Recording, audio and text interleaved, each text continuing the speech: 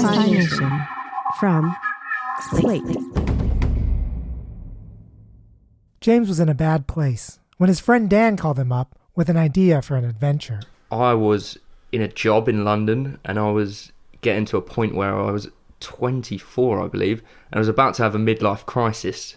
What was the job? I was working in printer sales, of all things. So I was selling printers and photocopiers.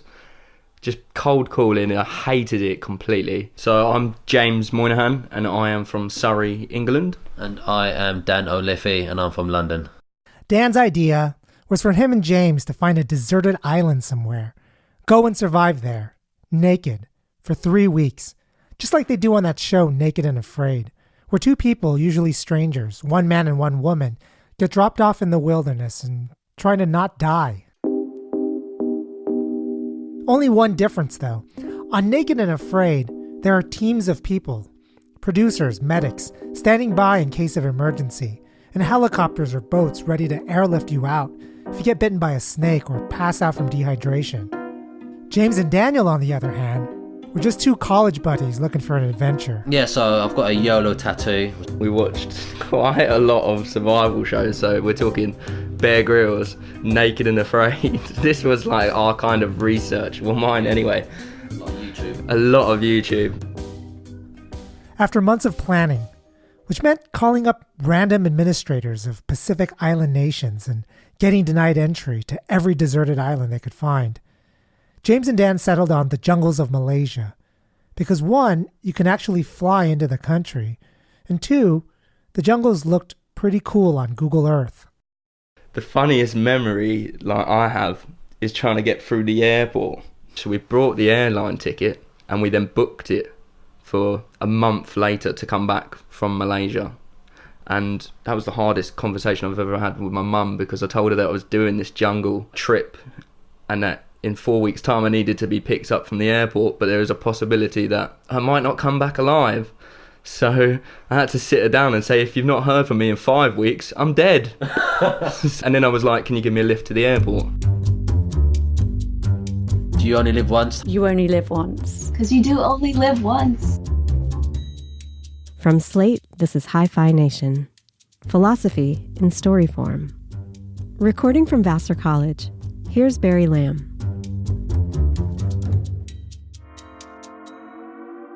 A few months ago, the philosopher Nick Riggle, who was on the show last season, called me up and said he was meditating on YOLO.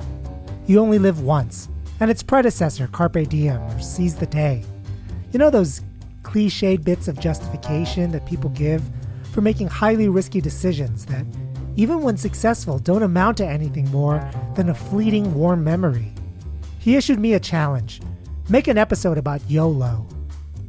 This is the result of that challenge. The first thing I did was put out a Google alert everywhere on the internet where people cited YOLO as their reason for doing something. And you'd think there'd be some killer stories, but mostly I found financial planners blaming YOLO for why millennials don't save for retirement, which is part of what makes YOLO paradoxical, actually. On the one hand, the wisest thing you're supposed to do in life is be forward-looking and delay gratification. And yet there's almost universal disdain for people who shun YOLO, who live for safety. In 2015, some internet people tried to issue a response to YOLO. They called it YODO, you only die once. It never took off. People shut that down quickly. Anyway, today I'm bringing you some YOLO stories weaved with Nick Riggle's meditations on YOLO. We're going to follow Daniel and James and their attempt at surviving the Malaysian jungle. I got some stories from listeners, and we interview people on the street and ask how they would live if they found out that they had more than one life. What if they had 2, or 3, or an infinite number? Did it really matter to their life decisions that we only live once? Turns out, not really. This is the last episode of Season 3, and it's a fun one. Thanks for listening to all 10 episodes of this first year we're here at Slate. Stay tuned until the end to hear some important news about Season 4 of Hi-Phi Nation, and stay subscribed. We have big plans.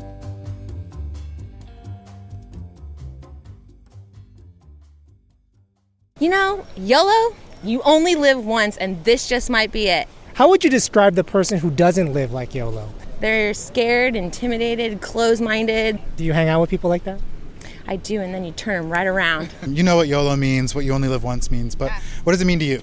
It means seize every opportunity that you can and don't regret anything. What do you think this risk-averse person is missing out on? Like, what are they missing? Oh my gosh, life.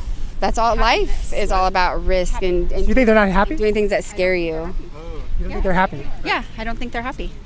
Why is that? Why are risk-averse, frightened people who I'm going to be They safe? stay in their shell and they don't try things that I think that they really want to try. I feel like when you overcome what you're scared of, it makes you happier, it makes you grow, it makes you a better person. It makes you who you are supposed to be. Who you're supposed to be, exactly. Say it with me. YOLO. Philosopher Nick Riggle, former pro skater, now professor at the University of San Diego. You only live once. Annoying in form and content, YOLO is a yodel-adjacent call for idiocy that induces a layered cringe.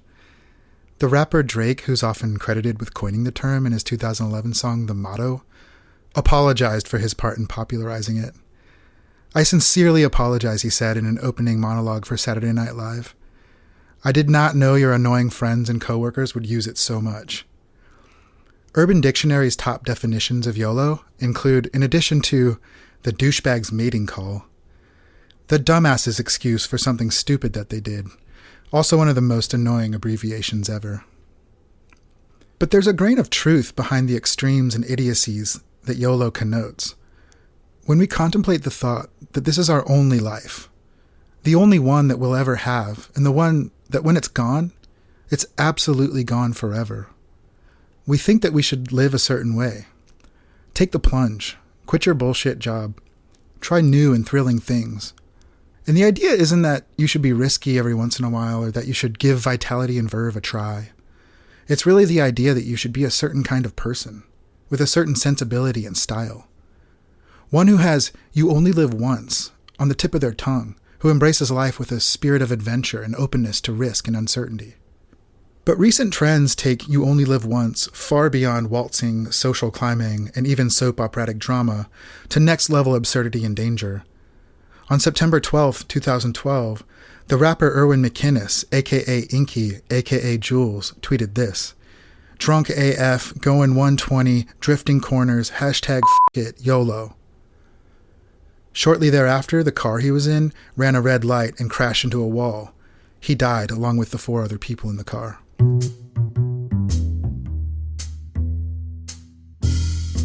When we separate YOLO from the extremes, the annoyances, the ironies, we're left with a thought that really does seem intimately related to motivation and action.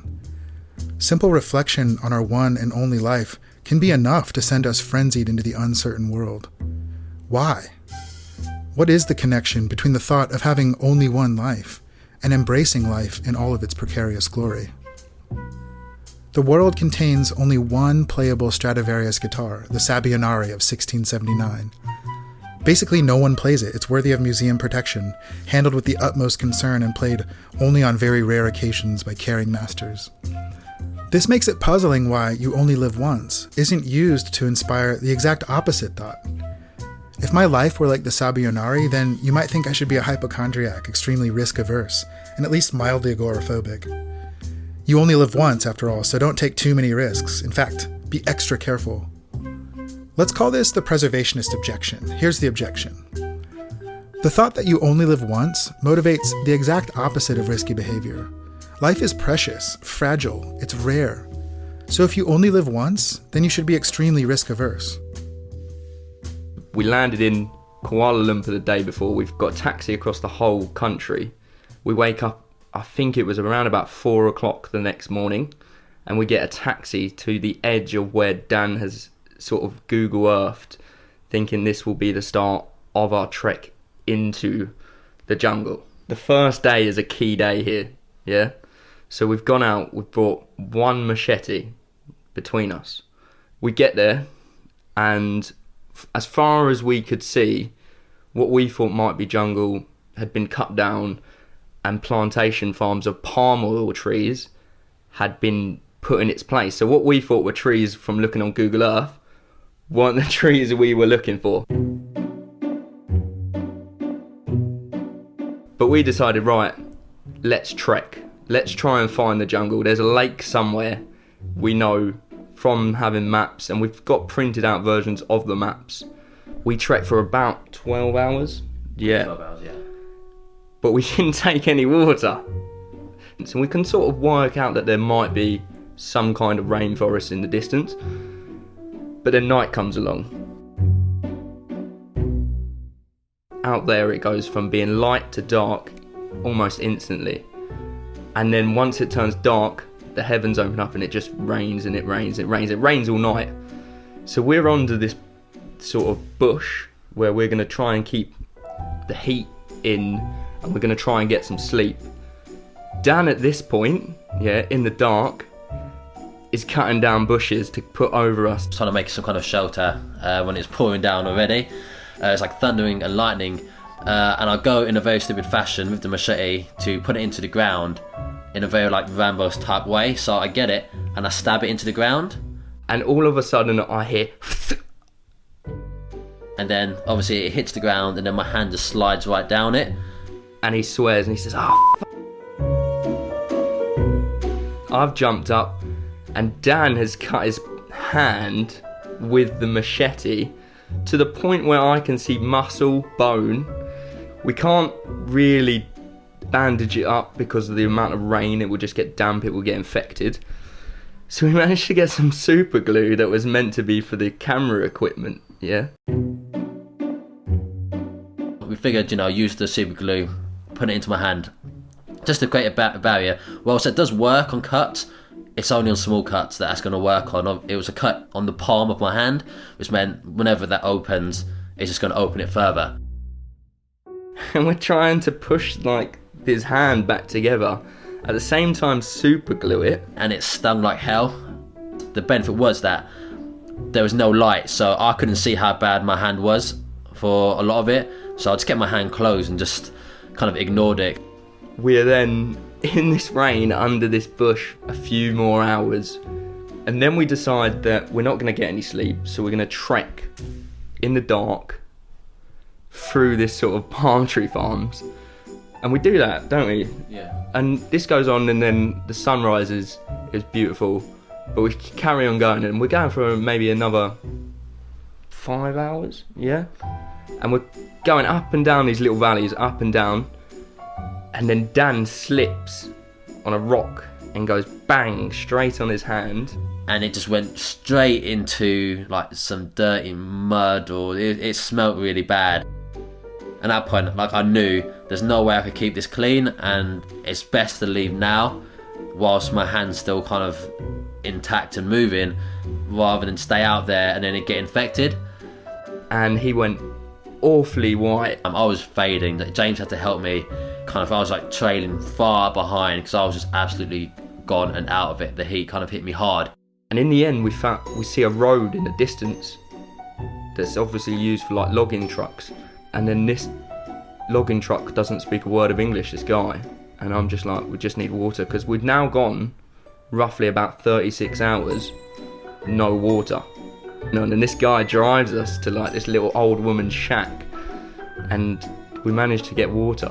So I drink the water and it goes in and comes straight back out, because I was that dehydrated that my body was starting to sort of shut down from the loss of water. We then get back to the city. Dan gets his hand taped up. We're in a hotel. So that's the first day. Yeah?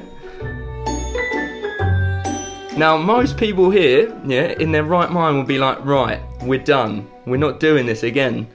And we're in this hotel room after one day and we go, should we go back out again? We've come this far.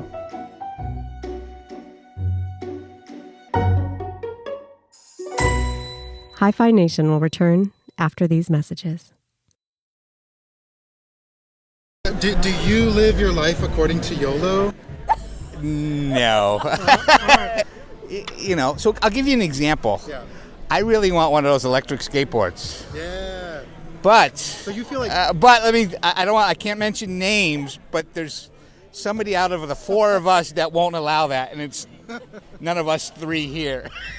And it's because she's afraid I'll get hurt, and the job, and So you think if you got one of those skateboards, that would be like expressing the YOLO spirit? You know what? I can tell you, I have a great life. Yeah. I'm retired from the military. I got a good job. Been married for 25 years. Have a great family, great daughter. So I have no reason to be overly risky. Maybe you only live once reminds us not of irreplaceability, but of mortality. What good is carpe diem without a little memento mori?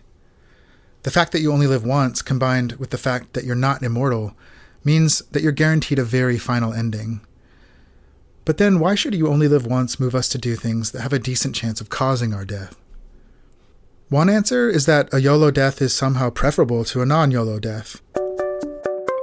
Using Google Earth again, because that's the way we roll, we decided to trek into the middle of Malaysia, so we got another taxi to a place called Kuala Tahan on it. We trekked for another day and a half. James and Dan get to their destination, which the internet says is one of the oldest jungles in the middle of Malaysia. They strip off their clothes, put some GoPro cameras around their heads, and have a go at not dying for the next 20 days. It just absolutely poured down, and it's the middle of the night, you're getting cold, you're shivering next to this guy, we're both naked as well, and we're in the mud, there's ants biting us, there's mosquitoes at us as well. And I woke up and I was freezing cold. To the point where we thought I might have to go, didn't we? Yeah. Like, through hypothermia. We had black bags for all the camera equipment, so like a bin liner, put it over myself and do exercise to heat my own body up. Because I was just thinking, so this, like when you see in the newspaper, this person went out to the backcountry and died. I was like, oh no, we're those idiots now who are going to die.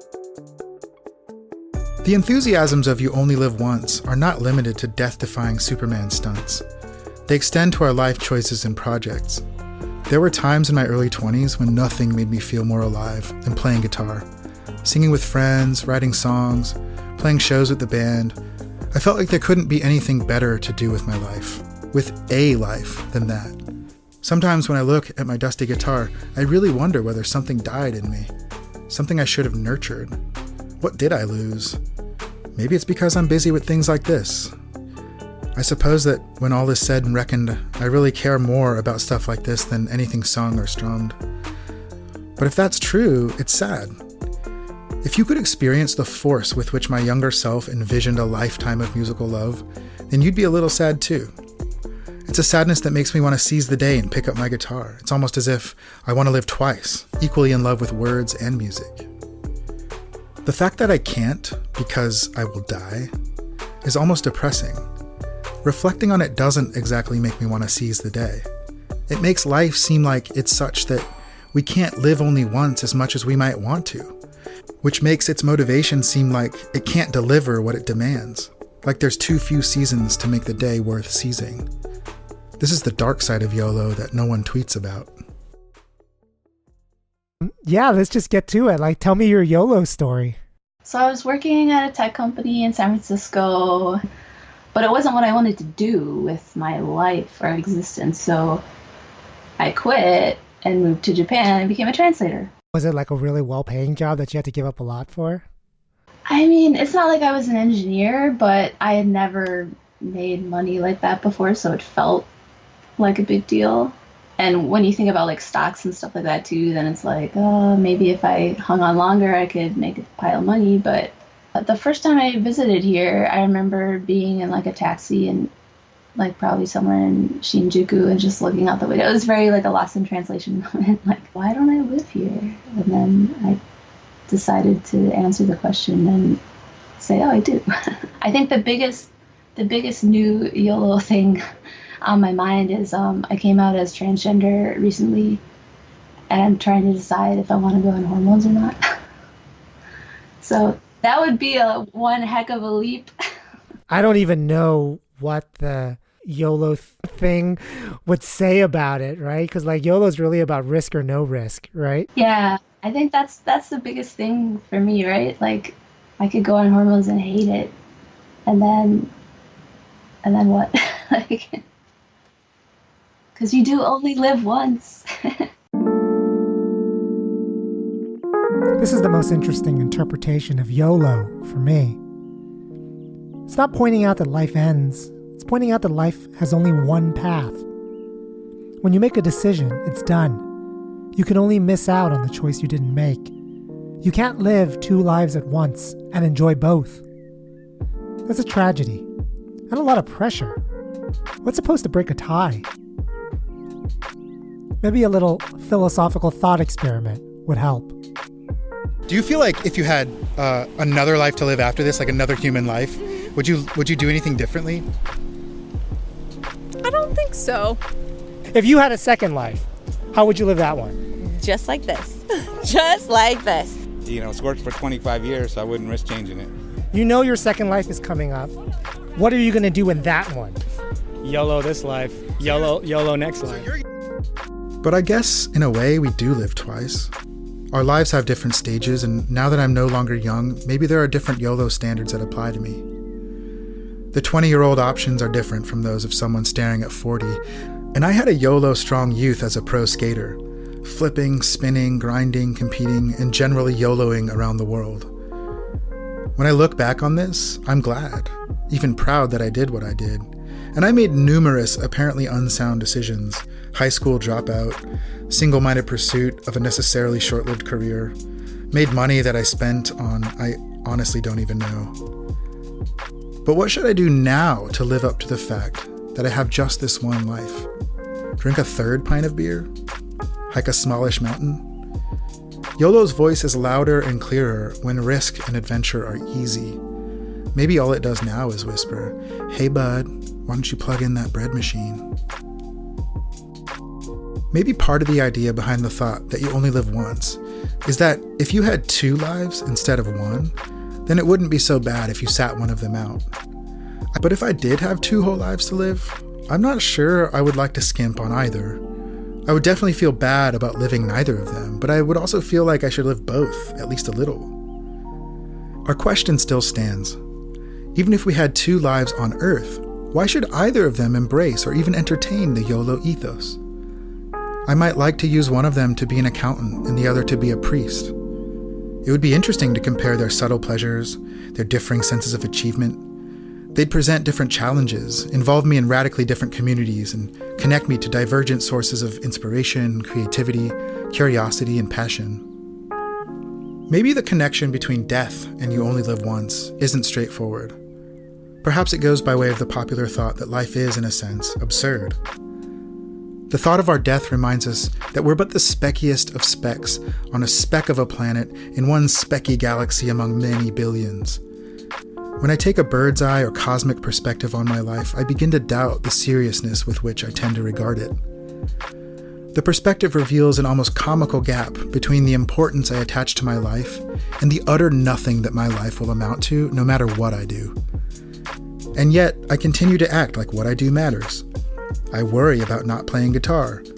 I wonder if I ought to use my bread machine. I think that I should love my one and only life. The fact that I continue in this way, despite my avowed cosmic insignificance, is absurd. To use an example from Thomas Nagel, as modified by J. David Velleman, it's as if my pants fell down as I was being knighted, and I remain utterly poised for the ceremony, pants around my ankles.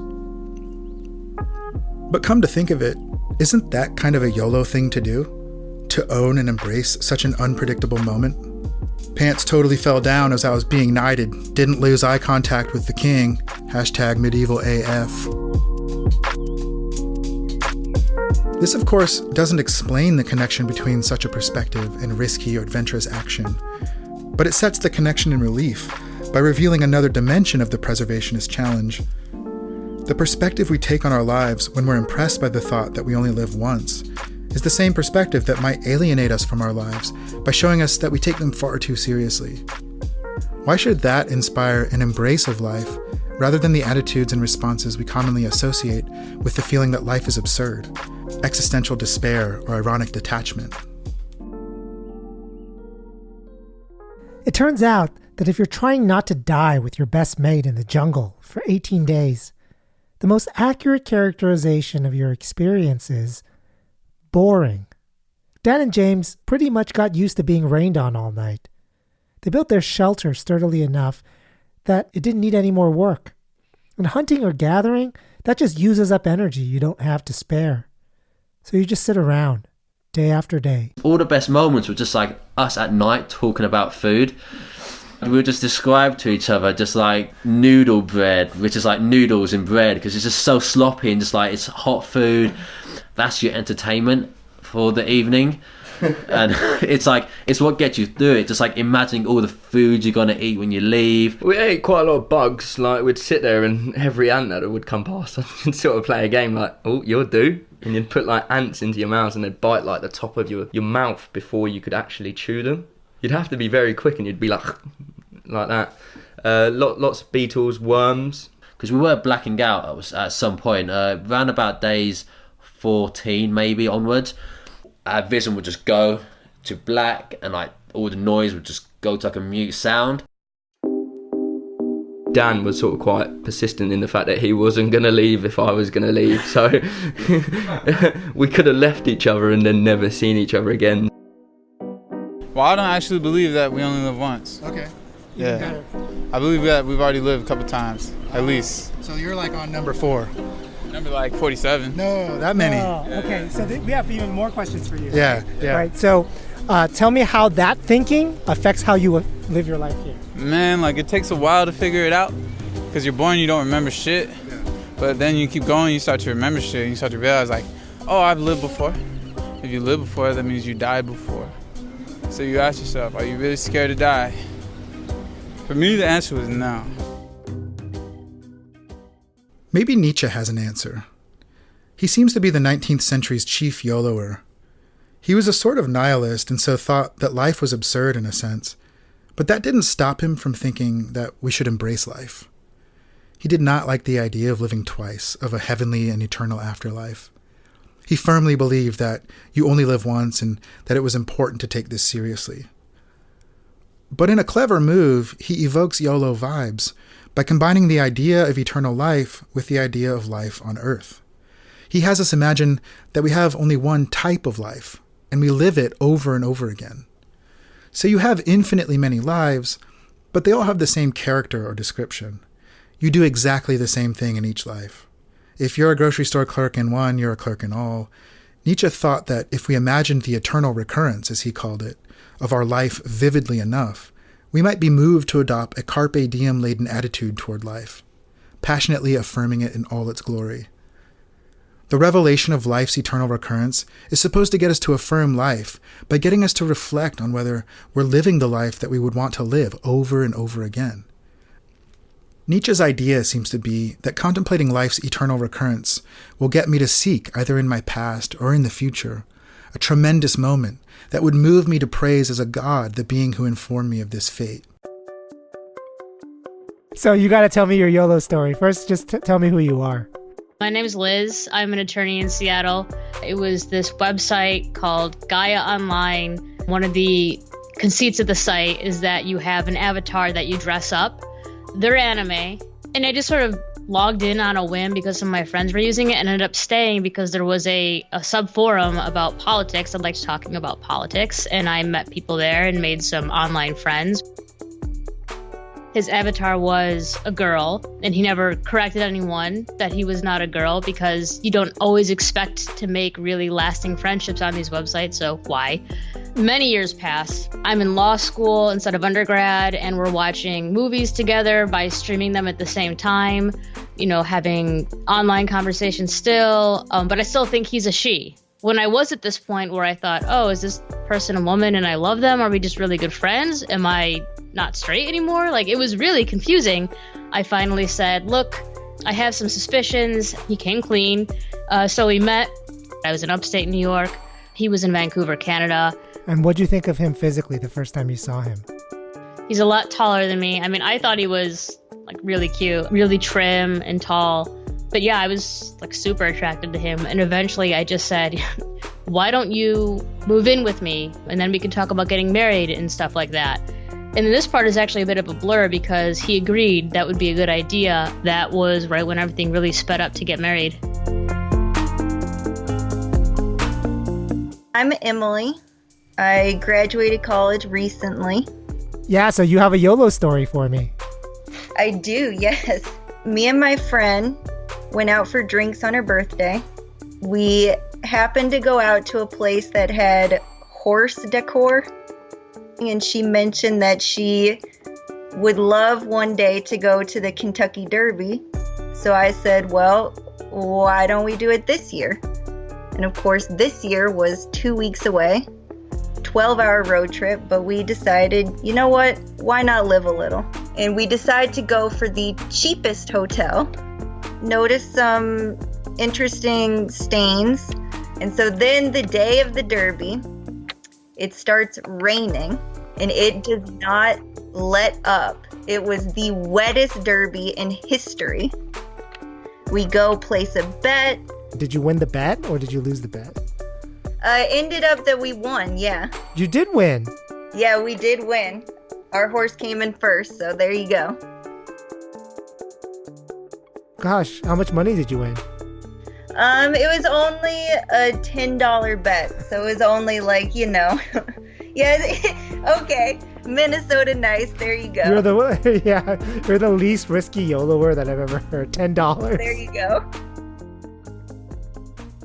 But I'm not sure why Nietzsche's idea should work, why considering life's eternal recurrence should move me to affirm any sort of life. One of my favorite movies is The Big Lebowski. It's great. It's funny, original, profound, has unforgettable characters and really great dialogue. I've seen it probably 3 or 4 times, and maybe I'll watch it a few more times in my life, or maybe not. Even the best films aren't ones that I necessarily want to watch over and over again. One reason I don't really care if I watch The Big Lebowski again is that I'm still in touch with my sense of its value. I smile at the memory of Walter admonishing Donnie. I identify with the image of California that the film evokes, even in memory. If these feelings, this complex sense of the film's value, went away, then I would, as soon as I realized that, want to watch it again. I think I might feel the same way about my life. The Macho Man Randy Savage once signed my Slim Jim. I hugged Topanga from Boy Meets World. I was ranked 4th in the world in competitive street skating. I gave all that up to become a philosopher, and look at me now. I love my life. But supposing things stay about as good as they are, I wouldn't want to live it again. It's certainly possible that I've missed something essential about Nietzsche's idea. But consider more generally how odd it would be if the idea that you live only once could have the same motivational effect as the idea that you live an infinite number of times. This suggests that numbers have nothing to do with it. You only live once reminds us that we have only one life, but it also reminds us that we have a life. It reminds us that we're alive. You only live once doesn't work by reminding us that we're unique, irreplaceable, mortal, that we must always use what we have, and so on. If anything, it tells us that we're alive, and it emphasizes a particular understanding of what it means to be alive. Reflecting on the fact that you only live once gets us to realize that we're not really alive unless we actively appreciate the life we're living. And living is so much more than having a heartbeat. I think it was 2 days before our flight, we left the jungle and we trekked out, and it took, 2 days? Yeah. And then we just waited on this road for a coach to come along, and the coach allowed us on for free, and it drove us to this tourist spot that was like a lot further. We knew where it was, in the heart of Kuala Tahan, and then that's where we had our first meal. What does it feel like to have a meal? The rest of us don't know anything about what that feels like. Yeah, it filled up our stomach so quickly, and your eyes are way bigger than your stomach, and you make yourself feel very sick. It's the worst meal choice I've ever made in my life. And we decided to have spicy satay. And after having not eaten, and your palate, it was so spicy. It was the worst choice I've ever made in my life. I was getting so excited to drink a fizzy drink and eat this food that I was my plate was shaking, and it dropped all the food on the ground, and I had to get some more. As the proto-YOLOing Enlightenment philosopher Jean-Jacques Rousseau tells us, to live is not to breathe, it's to act. It's to make use of our organs, our senses, our faculties, of all the parts of ourselves which give us the sentiment of our existence. The man who has lived the most is not he who has counted the most years, but he who has most felt life. Men have been buried at 100 who died at their birth. The whole journey on the coach, we didn't speak to each other at all. We both sort of put our headphones in and we'd been in nature, not listen to music, not listen to anything at all. I'm telling you now, music, when you've not listened to it and all you've had to listen to is nature, and this guy, yeah, is phenomenal. There are songs that I didn't even know I liked before, and it just brought tears to my eyes listening to these music.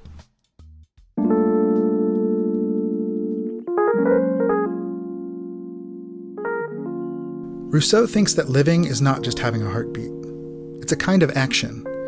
It's living your life in a way that makes you feel alive, attending, savoring, listening, examining and exploring in ways that inspire the sentiment of our existence, and that keep us in touch with the richness and full value of life. And this is where the preservationist objection fails.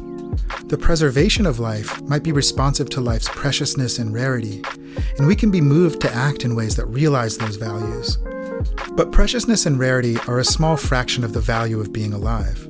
Attempts to avoid the kinds of challenge, adventure, and thrill that make us feel alive and that keep us in touch with life's full value tend to offend life by making it routine, subdued, fearful, predictable, close-minded, or non-experimental. The full feeling of life is not stoked in these ways. To grasp that you only live once is to grasp the significance of being alive, which is so much more than maintaining a heartbeat. Rousseau suggests something even stronger, that there's no real point to having a heartbeat unless you're living. If that's right, then the preservationist life is merely a way of ensuring that your heart doesn't stop, which is either grossly inferior to living or entirely pointless. When I got back to England, I was just like, in my head, I was just like on cloud nine, having achieved just like a great thing. Like, that kind of changed a lot of my outlook on life. And I think when you make big achievements, you know what I mean, that just makes you just a more positive person, and like nothing that, you know, can really faze you anymore, because you've already achieved that. You know, what else can you do? What else can't you do? And what you kind of thought you can't do has just gone down to like barely anything. I quit my job knowing that when I come back I'm going to focus on something that I want to do that will make me happy. Did you think you found yourself in the jungle? I want to have said that I've lived, and I want an experience that if I was to sit down with grandkids in many years' time, that I've got this story to tell about this epic adventure that me and Dan went on, and that they'd be like, really, did you do that? And I'd show them like clips and stuff like that. While some people maintain their sense of being alive with little or no help, others need sturdy reminders, prods, and provocations. But we have to be careful not to go too far in the other direction. The mass media culture surrounding YOLO has encouraged the idea that YOLOers are adventure-seeking fanatics. But it's not essential to the YOLO ethos that we constantly strive for heightened experience, attention, or thrill. Indeed, such constant striving will inevitably become the kind of distorted routine that YOLO advises against. What seems to matter is that we maintain a sense of the contrast between life's inevitable routine, with its repetition, its habit, mechanization, and familiarity, and life's peak offerings. The feeling of life is reliably with us when this contrast is steadily in mind, when the acceptability of daily life is seen in the light of life's more thrilling registers. Nick Riggle, philosopher, former pro skater, professor at the University of San Diego. His book is On Being Awesome, a unified theory of how not to suck. Dan O'Liffey and James Moynihan are looking for people interested in sponsoring even more survivalist adventures of theirs. Dan has biked across the Sahara, walked to the Alps. You can contact and follow Dan on Instagram. He's Dan Banks of Earth. Follow James on Instagram. He's James Moynihan 57. You can find all of this at our website, hiphination.org. And thanks to Emily, Liz, and Emily for sharing their stories. As I said earlier, this is the last episode of Season 3 of Hi-Phi Nation. And here's the big news. I and Hi-Phi Nation have received a Whiting Public Engagement Fellowship to produce all of Season 4, the very first season I'm dedicating to the philosophical foundations of just one institution of American life: criminal justice. Between now and next year, I'll be out and about reporting on stories and some of the deepest questions about punishment, deterrence, justice, and moral responsibility in the American legal system. All of that will be brought to you in a serialized series sometime next year. If you want to get a taste of what that's going to be like, episode 1 and 2 of this season were the beginnings of that project. In the meantime, you'll get bonus episodes in your feed along with previews and updates. So subscribe now, if you haven't already, to the Hi-Phi Nation feed. Thanks everyone for listening to this season. From Vassar College, Barry Lamb signing off. For Slate Podcasts, editorial director is Gabriel Roth, senior managing producer is June Thomas, senior producer is TJ Raphael. Visit hiphination.org for complete show notes, soundtrack, and reading list for every episode. That's HIPHI nation.org. Follow Hi-Phi Nation on Facebook and Twitter, and at the website for updates on stories and ideas.